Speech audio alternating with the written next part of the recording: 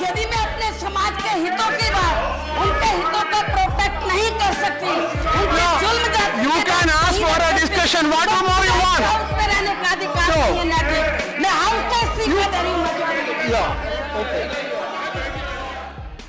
मायावती भारतीय लोकतंत्र का एक चमत्कार और करोड़ों दलितों के लिए स्वाभिमान की हुंकार।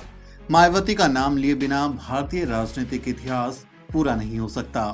दिल्ली की तंग गलियों से निकली एक युवा दलित महिला ने अपने बलबूते राजभवन तक का सफर तय किया। देश की पहली दलित महिला मुख्यमंत्री बनी, हर विरोध सहा, मनुवादियों की गालियां खाई, सियासत के दाव पेच देखे, कभी एनकाउंटर होने से बाल बाल बची तो कभी जानलेवा हमले से, लेकिन मायावती किसी चट्टान की तरह खड़ी रही। चलिए मेरे साथ, मैं हूं सुमित चौहान और आज मैं आपको बता रहा हूं मायावती की जिंदगी के सफर की पूरी दास्तां, मायावती की 25 अनसुनी कहानियां और ऐसी कई कहानियां जो आपने पहले कभी नहीं सुनी होंगी। मायावती का जन्म दिल्ली के इंद्रपुरी इलाके में 15 जनवरी 1956 को हुआ था। 1975 में मायावती ने दिल्ली यूनिवर्सिटी से पॉलिटिकल साइंस और इकोनॉमिक्स में बीए की डिग्री हासिल की। उसके बाद उन्होंने बीएड की पढ़ाई की और बतौर टीचर काम करते हुए डीयू से अपनी एलएलबी की डिग्री भी हासिल की।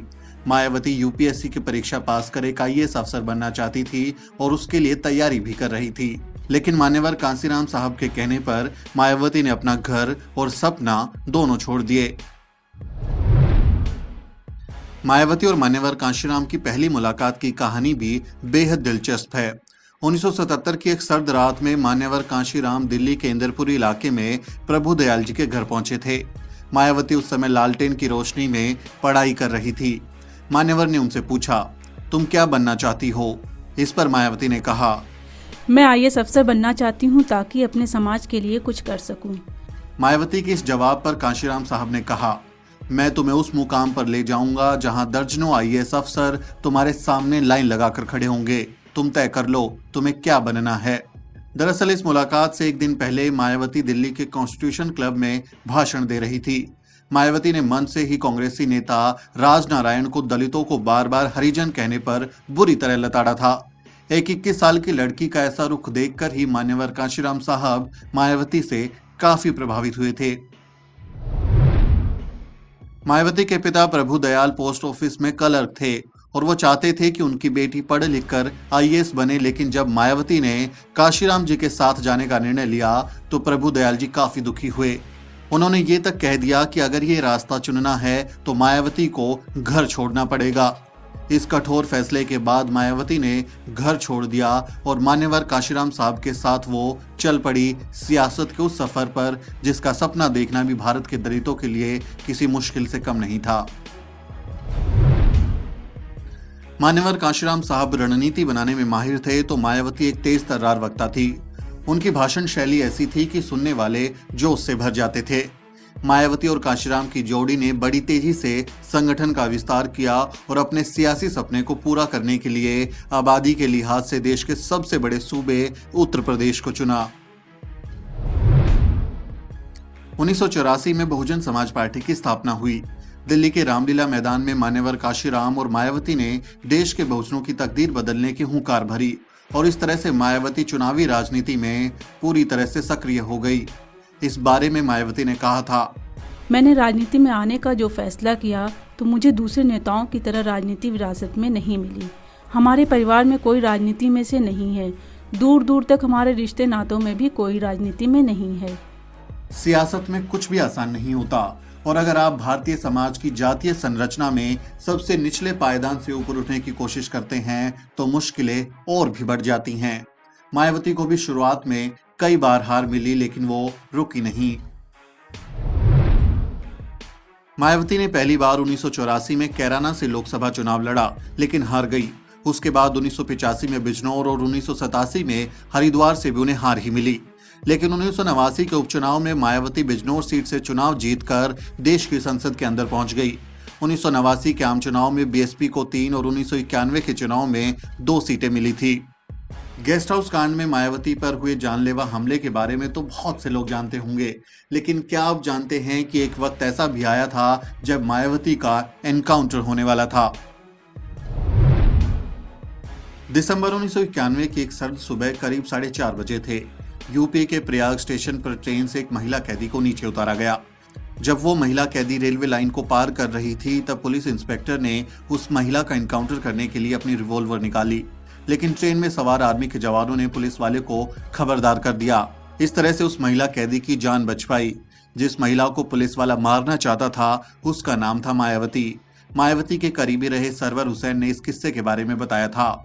दरअसल उस दिन मायावती की लखनऊ हाईकोर्ट में पेशी के बाद इलाहाबाद की नैनी सेंट्रल जेल में वापसी हो रही थी।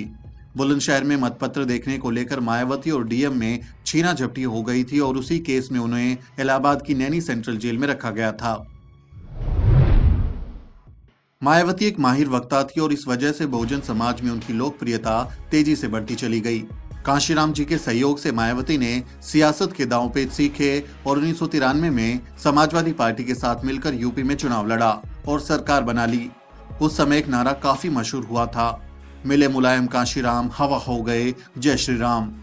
यूपी में गठबंधन सरकार बनाने के बाद 3 अप्रैल 1994 को मायावती राज्यसभा पहुंच गई।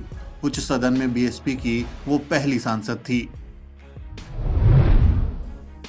1995 में बीएसपी ने समाजवादी पार्टी से नाता तोड़ लिया और ये मायावती के लिए एक निर्णायक साल बना। 2 जून 1995 को लखनऊ के गेस्ट हाउस में मायावती पर समाजवादी पार्टी के समर्थकों ने हमला कर दिया। मायावती के साथ जमकर बदसलूकी की गई। बाद में मायावती ने कहा कि सपा समर्थक उनकी हत्या करना चाहते थे। गेस्ट हाउस कांड के बारे में मायावती ने कई बार कहा कि वो इस कांड के लिए मुलायम सिंह यादव को कभी माफ नहीं करेंगी। भाजपा नेता लालजी टंडन के कहने पर ब्रह्मदत्त तिवारी ने गेस्ट हाउस पहुंचकर मायावती को बचाया था, जिसके बाद लालजी टंडन मायावती के धर्म भाई बन गए। मायावती ने बाकायदा राखी बांधकर लालजी के प्रति अपना रिश्ता जाहिर किया था। कहते हैं बीजेपी और बीएसपी के गठबंधन में भी लालजी निर्णायक भूमिका निभा रहे थे और मायावती को सीएम बनाने में भी उन्होंने मदद की थी। 1995 में राज्यपाल ने मुलायम सिंह यादव को बाहर का रास्ता दिखा दिया और मायावती बीजेपी की मदद से यूपी की मुख्यमंत्री बन गई। सीएम की कुर्सी तक पहुंचने वाली वो देश की पहली दलित महिला थी। तब देश के प्रधानमंत्री वीपी नरसिम्हा राव ने इसे लोकतंत्र का चमत्कार कहा था, लेकिन उनकी सरकार सिर्फ 4 महीने ही चल पाई। बीजेपी ने समर्थन वापस ले लिया और मायावती की पहली सरकार 4 महीने में ही गिर गई। मायावती को करीब से जानने वाले लोग ये भी मानते हैं कि बहन जी को समझना काफी मुश्किल है। मायावती सियासत की एक मंजी हुई खिलाड़ी हैं, जिन्होंने फर्श से अर्श तक का सफर अपनी सूझबूझ और संघर्ष के दम पर तय किया। सियासी गुणाभाग में भी मायावती सटीक निशाना लगाती हैं।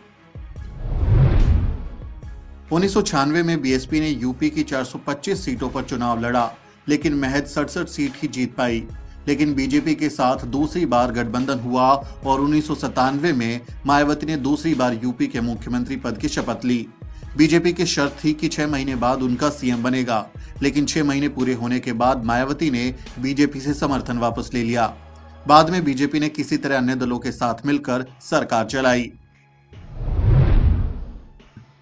2002 में मायावती ने बीजेपी के साथ मिलकर तीसरी बार यूपी के मुख्यमंत्री की कुर्सी हासिल की, लेकिन ताज कॉरिडोर केस में वित्तीय गड़बड़ियों का आरोप लगने के बाद मायावती ने साल 2003 में मुख्यमंत्री पद से इस्तीफा दे दिया। मुलायम सिंह यादव ने बीएसपी के बागियों के साथ मिलकर यूपी में सरकार बना ली।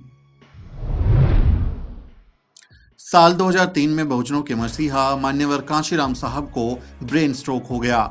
लगातार काम करने और यात्राएं करने के कारण उनकी तबीयत बिगड़ती ही जा रही थी। इसके बाद मायावती को 2003 में बीएसपी का राष्ट्रीय अध्यक्ष चुना गया और वह पिछले 19 साल से बीएसपी की सबसे बड़ी नेता के रूप में काम कर रही हैं। मायावती और कांशीराम साहब के रिश्ते को लेकर भी सवाल उठते रहे। अक्सर उनके चरित्र पर भी दाग लगाने की कोशिश की गई। दोनों के बारे में ना जाने कैसी कैसी बातें की गई, लेकिन इससे मायावती विचलित नहीं हुई। एक इंटरव्यू में मायावती ने इस बारे में पूछे गए सवाल के जवाब में कहा था, जब कोई त्याग करके आगे बढ़ता है तो विरोधियों के पास एक ही मुद्दा होता है, कैरेक्टर को लेकर बदनाम करना। मान्यवर कांशीराम जी को मैं अपना गुरु मानती हूँ और वह मुझे अपना शिष्य मानते हैं। 2001 में मान्यवर कांशीराम ने मायावती को अपना उत्तराधिकारी घोषित किया। उन्होंने इस बारे में कहा था, मुझे लगा कि अगर इनको आगे बढ़ाने का मौका दिया जाए तो राजनीति में ये काफी आगे बढ़ सकती हैं। राजनीति में बढ़ने की जो खूबियां हैं वो कुछ खूबियां मुझे इनमें नजर आई। करीब 2 साल तक बिस्तर पर रहने के बाद काशीराम जी साल 2006 में चल बसे। काशीराम साहब के महापरिनिर्वाण से मायावती को सबसे बड़ा धक्का लगा, लेकिन मायावती अपने सियासी सफर में आगे बढ़ती रही। 2007 में मायावती ने वो करिश्मा कर दिखाया जिसकी उम्मीद शायद ही किसी को थी। मायावती ने सोशल इंजीनियरिंग की ऐसी करामात दिखाई कि दलित और ब्राह्मण वोटर साथ आए और मायावती पूर्ण बहुमत के साथ यूपी की मुख्यमंत्री बन गई। मायावती ने बहुजनों को राजनीतिक सत्ता में पहुंचाने के बाद सामाजिक न्याय की गारंटी देने का काम किया। उन्होंने यूपी में प्राइवेट सेक्टर में भी दलितों के लिए 30% आरक्षण लागू कर दिया। उन्होंने सबका साथ और सबका विकास फॉर्मूले पर अमल किया। एक इंटरव्यू में उन्होंने कहा था, 2007 में मेरी सरकार बनने से पहले मुलायम सिंह यादव की सरकार थी और उन्होंने भर्तियों पर रोक लगा रखी थी। मेरी हुकूमत में मैंने वो बैन हटाया और करीब 30 लाख अपर कास्ट लोगों को नौकरी दी। 2007-8 के दौरान मायावती सबसे ज्यादा इनकम टैक्स देने वालों में 20वें नंबर पर थी। उन्होंने करीब 26 करोड़ रुपए सिर्फ इनकम टैक्स के तौर पर भरे थे। 2001 में उनकी 1 करोड़ की घोषित आय 2007 में 50 करोड़ हो गई थी। मायावती ने कहा कि ये रकम पार्टी के कार्यकर्ताओं ने उन्हें बतौर डोनेशन दी थी। आय से अधिक संपत्ति के मामले में सीबीआई ने मायावती के खिलाफ जांच शुरू की और उन्होंने यूपीए सरकार से समर्थन वापस ले लिया। मायावती ने कहा, कांग्रेस अपनी सरकार बचाने के लिए सीबीआई जैसी उच्च जांच एजेंसी का दुरुपयोग करके मेरे ऊपर राजनीतिक दबाव बनाने की पूरी कोशिश कर रही है। मायावती ने अपने चौथे कार्यकाल में बहुजन इतिहास को जीवित करने के लिए भी काफी काम किया, चाहे नोएडा में दलित प्रेरणा स्थल हो या फिर लखनऊ का डॉक्टर अम्बेडकर पार्क। मायावती ने बहुजन नायक नायिकाओं के सम्मान में ऐतिहासिक काम कर दिखाया। जिन बहुजन नायक नायिकाओं को इतिहास में कभी उचित सम्मान नहीं मिला था, मायावती ने उनकी शानदार प्रतिमाएं लगाकर बहुजन समाज से उनका परिचय कराया। स्टैच्यू ऑफ यूनिटी को एकता और दलित नायक नायिकाओं की मूर्तियों को फिजूल खर्च बताने वाले लोग अक्सर मायावती पर हमलावर रहते हैं, लेकिन आज उनके काम की तारीफ हर जगह हो रही है। जी, मैं मुकेश ऋषि यहाँ शूटिंग करने आया हूँ लखनऊ में। सीरीज़ का नाम है तबाइफ और ये पार्क देखने के लिए आया हूँ मैं। अम्बेडकर पार्क देखने आया हूँ। बहुत अच्छा बनाया है, बहुत खूबसूरत है और बहुत अच्छी सिक्योरिटी भी लगी, एकदम साफ है। तो बहुत बहुत शुभकामनाएं यूपी को, इस तरह की खूबसूरत चीज़ उनके पास है।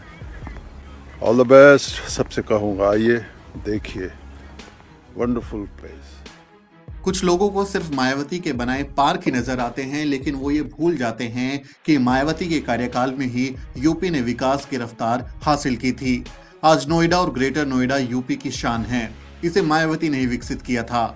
चाहे नोएडा मेट्रो हो या फिर ताज एक्सप्रेसवे या गंगा एक्सप्रेसवे, मायावती ने तमाम ऐसे काम कर दिखाए जिन्हें बाकी पार्टियां सिर्फ चुनावी घोषणा पत्रों तक ही सीमित रखती हैं।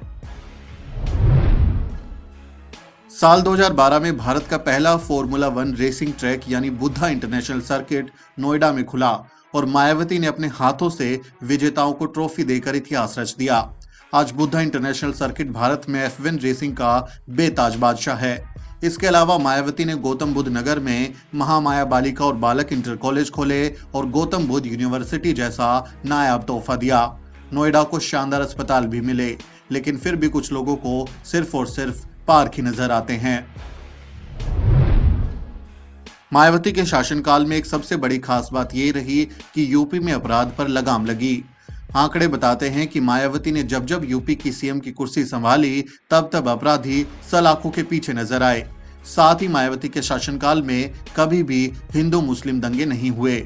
मायावती ने एक कुशल प्रशासक की भूमिका निभाई। मायावती के हेयर स्टाइल के पीछे भी एक कहानी है। एक इंटरव्यू में उन्होंने बताया था, दरअसल लंबे बाल होने पर मुझे बार बार उन्हें बांधना पड़ता था। मुझे 6-7 जगह जाना पड़ता था तो बार बार कंघी करके बाल बांधने पड़ते थे और मेरा काफी समय बर्बाद होता था। इसलिए अपना समय बचाने के लिए मैंने बाल ही कटवा दिए ताकि मेरा वक्त बर्बाद ना हो। मायावती ने जो करिश्मा 2007 में कर दिखाया था उसे वो 2012 में नहीं दोहरा पाई और अखिलेश यादव ने यूपी की सत्ता उनसे छीन ली। इसके बाद मायावती राज्यसभा आ गई, लेकिन सहारनपुर हिंसा पर जब उन्हें सदन में अपनी बात तक नहीं रखने दी गई तो उन्होंने राज्यसभा की सदस्यता से ही इस्तीफा दे दिया।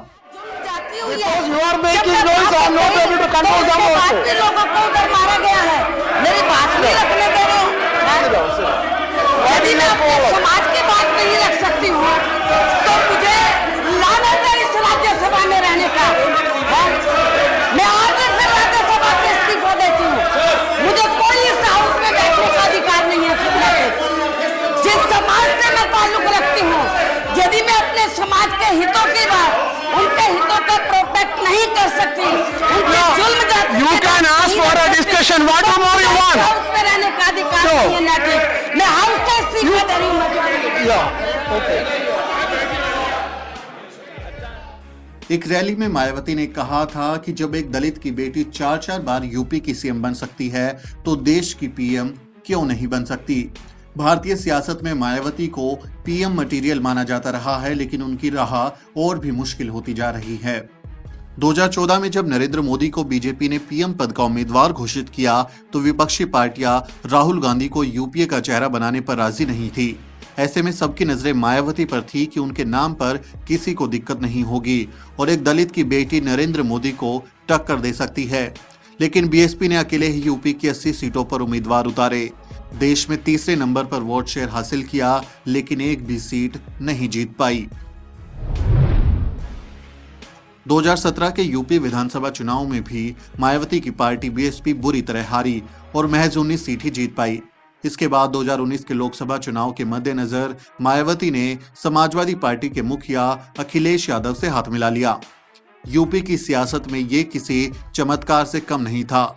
सियासत पर नजर रखने वालों ने कयास लगाए कि अगर यूपी में महागठबंधन अच्छी सीट जीत गया तो मायावती का पीएम बनना लगभग तय है।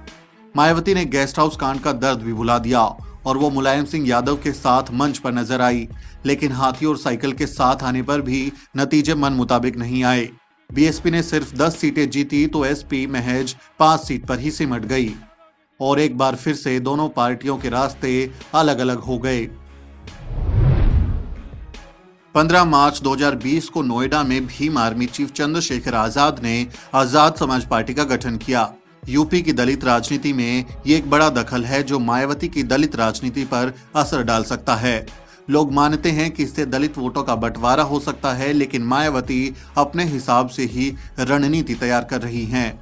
आयरन लेडी के नाम से मशहूर मायावती को जानने वाले लोग मानते हैं कि बहन जी के लिए कुछ भी असंभव नहीं है।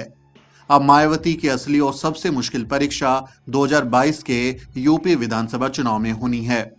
मायावती एक ऐसा किरदार है जिनकी शख्सियत का अंदाजा सिर्फ चुनावी नतीजों के आधार पर नहीं लगाया जा सकता।